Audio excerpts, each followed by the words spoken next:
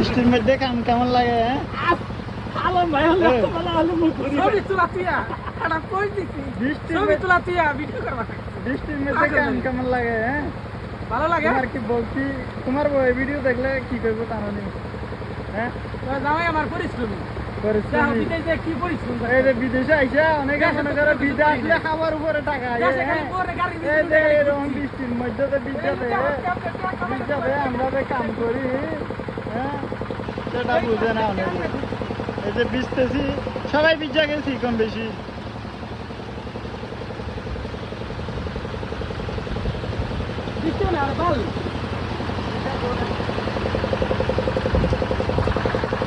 তবু তবু প্রবাসীদের দুঃখটা কেউ বোঝে না,